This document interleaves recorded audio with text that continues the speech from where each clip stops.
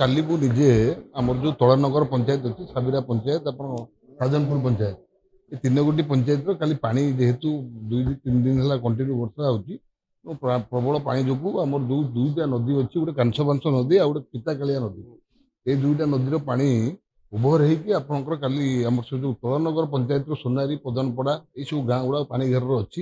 ବିଶେଷ କରି 7ଗୋଟି ଆମର ସ୍କୁଲ ଏବଂ ଅଙ୍ଗନବାଡ଼ି ପାଣି ଘେରରେ ଅଛି। ମୁଁ କାଲି ନିଜେ ଥିଲି, ମୋ ସାଙ୍ଗରେ ବିଡ଼ିଓ ବି ଥିଲେ, ଆମ ଲୋକାଲ ସରପଞ୍ଚ ବି ଥିଲେ, ଆମେ ବୁଲୁଥିଲୁ। ଏବଂ ଯଦି କଣ୍ଟିନ୍ୟୁ ବର୍ଷା, ଆଜି ମୋ ପାଖରେ ଯାହା ଖବର ଅଛି, ମୁଁ ତ ଭୁବନେଶ୍ୱର ପଳେଇ ଆସିଛି, ଯାହା ଖବର ଅଛି ଯଦି କାଲି ବର୍ଷା ସନ୍ଧ୍ୟା ସୁଦ୍ଧା ହେଉଥିଲା, ତାପରେ ବନ୍ଦ ଅଛି ବର୍ଷା, ଏବେ ଯାବତ ବର୍ଷା ଆଉ ନାହିଁ। ଯଦି କଣ୍ଟିନ୍ୟୁ ବର୍ଷା ହୁଏ ତେଣୁ ସିଏ ନିଶ୍ଚିତ ଭାବରେ ସେଇ ଗାଁ ଗୁଡ଼ାକୁ ପୁରା ବୁଡ଼ିଯିବ ପାଣିରେ।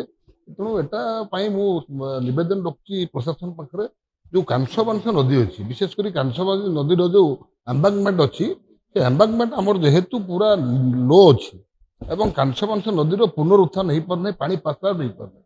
ପାଣି ଯେଉଁ ପାଣିଟା ଯେଇ ସ୍ପିଡରେ ନଦୀରୁ ଯାଇକି ସମୁଦ୍ରରେ ପଡ଼ିବା କଥା, ଯେହେତୁ କାଂଶବାଂଶ ନଦୀ ପୋତି ଯାଇଛି ଏବଂ ଏ ବାରମ୍ବାର ଏ ବାବଦରେ ଆମେ ଲିଖିତ ଆକାରରେ ସରକାରଙ୍କୁ ଅବଗତ କରାଉଛୁ, ବିଧାନସଭାରେ ବି ଉଠାଉଛୁ ଯେ କାଂଶବାଂଶ ନଦୀ ନିହାତି ଭାବରେ ତା ଏମ୍ବାଙ୍କମେଣ୍ଟ ଆମର ହାଇଟ୍ କରିବା ଦରକାର। ଏମ୍ବାଙ୍କମେଣ୍ଟ ହାଇଟ୍ ହେଲେ ଆଉ ଗାଁ ଭିତରକୁ ପାଣିଟା ପଶିବ ନାହିଁ।